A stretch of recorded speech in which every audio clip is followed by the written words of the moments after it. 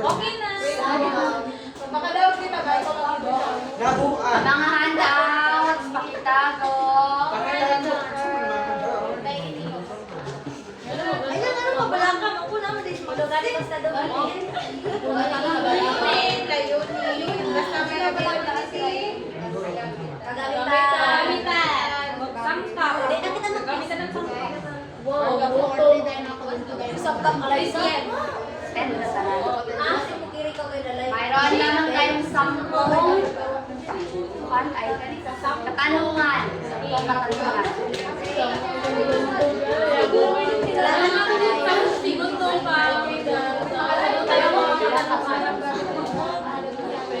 Orang may question.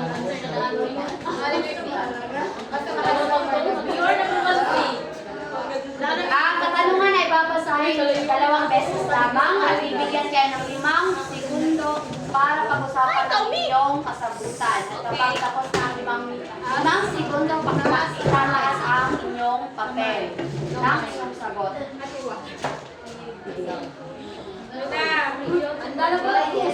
Unang tanong.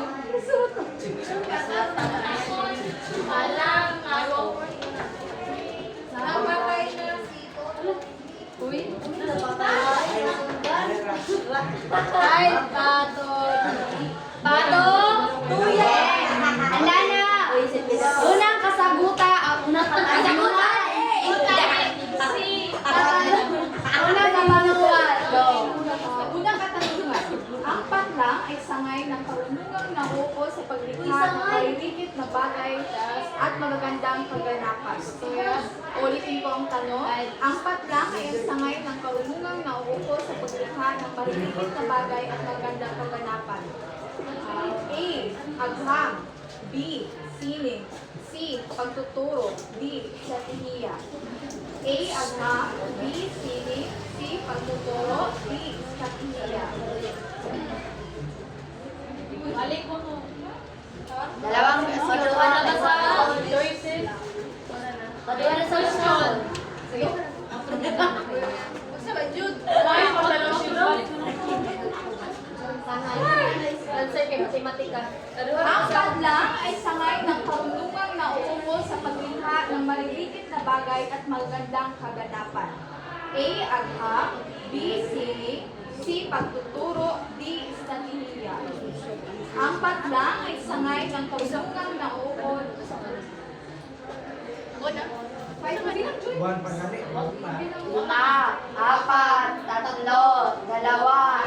itaas ang kasagutan. Taas ng kamay. Ang tamang sagot, Siyon. ang tamang sagot ay letra C. Pagtuturo. Joy, ano na po? Ayaw pag i-double ang letter. Ikaw Ah. na lang, Angela. May base na pala yung mga limited.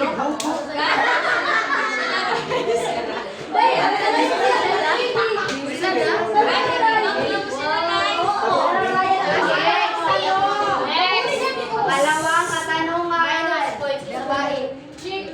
Ito ay ang uri o kalikasan ng paksang. Ang paksang itinuturo sa asignatura at ng paksang aralin ay variable sa pagpili ng angkop na paraan ng pagtuturo. A. Layunin. B. Paksa. C. Mag-aaral. D. Guro. Ito ang uri o kalikasan ng paksang ituturo ng asignatura at ng paksang aralin ay variable sa pagpili ng angkop na paraan ng pagtuturo. A. Layunin. B. Paksa. C. Mag-aaral. D. Guro.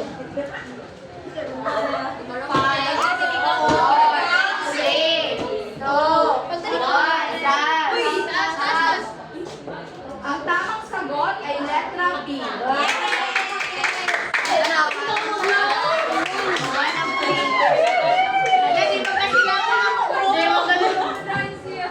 Pangatlong katanungan. Dalawang items. 10. Pangatlong katanungan, makinig kayo. Siya ang magsasagawa ng pipiliing paraan ng pagtuturo. Siya ang magsasagawa ng pipiliing paraan ng pagtuturo.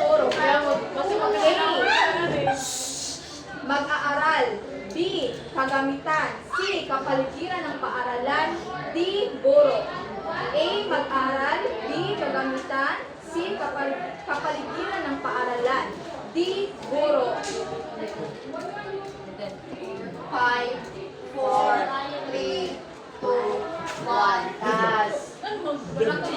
Ang tamang sagot ay letra D. Lahat ay nakakuha ng tamang sagot. Pang-apat na katanungan. Huwag ka. Wait, ako lang. Sige. Sila ay mahalagang variable sa pagpili ng pamaraang gagamitin. Dahil ang kanilang mahalagang salik ang kanilang kakayahan, kawilihan, karanasan at pangangailangan. A. Guro. B. Kagamitan. C. Mag-aaral. D. Paksa. Sila ay mahalagang Sila ay mahalagang variable sa pagpili ng pamaraang gagamitin. Mahalagang salik ang kanilang kakayahan, kawilihan, karanasan at mga pangangailangan. A. Guro. B. Kagamitan. C. Mag-aaral. D. Paksa. 5, 4, 3, 1. Itaas yung sagot. Ang tamang sagot ay letra C. Pero, ikaw. Nana ba kayo sa panglima? Ito ay Nana kayo? Nandala po. Ito ay isang proseso kung saan ang isang tao o sistema ay nagbibigay ng impormasyon o reaksyon tungkol sa isang produkto, serbisyo, ideya o pagganap. Again, ito ay isang proseso kung saan ang isang tao o sistema ay nagbibigay ng impormasyon o reaksyon tungkol sa isang produkto, serbisyo, ideya o pagganap. A. Reaksyon. B. Pagwawasto. C. Pagsa. D. Pananaliksik. A. Reaksyon. B. Pagwawasto. C. Paksa. D. Pananaliksik. 5, 4, 3, 2, 1. Taas ang mga sagot. Nakakuha ng, ang tamang sagot ay letra A.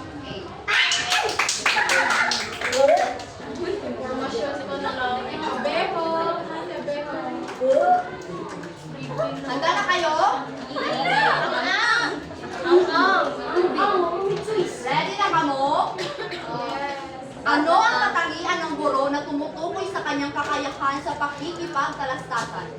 Again, ano ang katangian ng guro na tumutukoy sa kanyang kakayahan sa pakikipagtalastasan? A. Malikhain at may pagkukusa. B. Maunlad at mapanaliksik. C. Kaaya-ayang katauhan. D. May kasanayan sa pakikipagtalastasan. 5, 4, 3, 2, 1. Raise your answer. Everybody got the correct answer.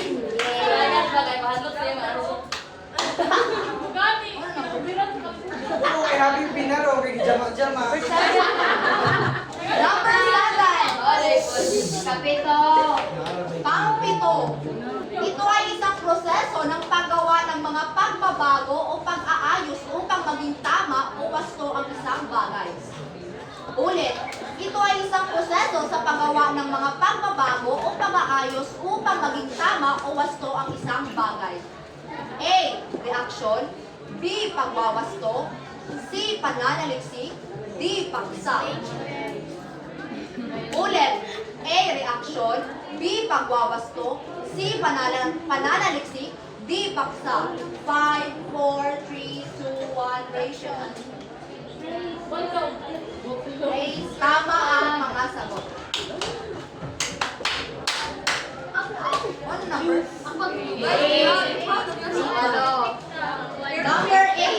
Number 8. Ano ang mahalagang katangian na nagpapakita ng pagiging makatao ng isang guro? Ulit, ano ang mahalagang katangian na nagpapakita ng pagiging makatao ng isang guro? A. Maunlad at mapanaliksik. B. Makadiyos, makatao at makabayan. D. B ay C, may kaaya-ayang katauhan. D, may wastong salubin hingil sa prosesyon. Ulit? Ulit. Ano ang mahalagang katangian na nagpapakita ng pagiging makatao ng isang guro? Makatao ng isang guro. A, maunlad at mapanaliksik. B, makadiyos, makabayan at makatao. C, may kaaya-ayang katauhan. D, may wastong salubin hingil sa posisyon. 5, 4, 3, 2, 1. Raise your answer. Ano yung group? 3. Ang group 3 got the wrong answer.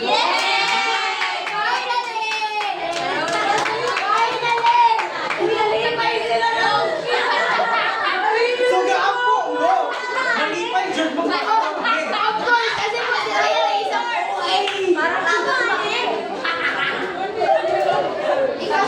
Ikasyam. Okay na dyan. Ikasyam mo.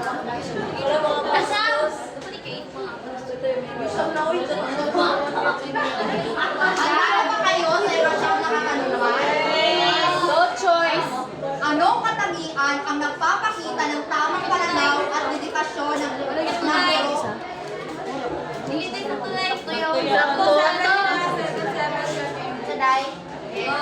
Okay na. Anong katangian ang nagpapakita ng tamang pananaw at dedikasyon ng guro sa posisyon? Again, anong katangian ang nagpapakita ng tamang pananaw at dedikasyon ng guro sa posisyon? Posisyon. A, maunlad at mapanaliksik. B, malikhain at may pagkukusa. C, may wastong salubin hingil sa propesyon. D, makadiyos, makabayan at makatao. Again, letter naman. A, maunlad at mapanaliksik. B, malikhain at may pagkukusa. C, wastong salubin hingil sa propesyon. Letter D, makadiyos, makabayan at makatao. 5, 4, 3, 2, 1. Everybody got the correct answer.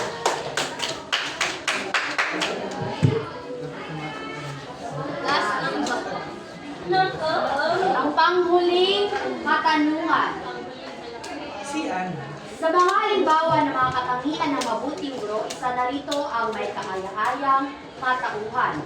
Alin sa mga sumusunod ang hindi nabibilang sa ganitong katangian? Letter A, malusog. B, may bukas na isipan sa pagbabago. C, may katamtamang hina ng tinig. D, maayos at angkop ang kanyang pananamit. Muli, ang mga sa halimbawa ng mga katangiang mabuting guro. Isa sa halimbawa nito ang may kaaya-ayang katauhan. Alin sa mga sumusunod ang hindi nabibilang nito? A, malusog. B, may bukas na kaisipan. May bukas na kaisipan sa pagbabago. C, may katamtamang hina ng tinig. D, maayos at angkop ang kanyang pananamit. 5, 4,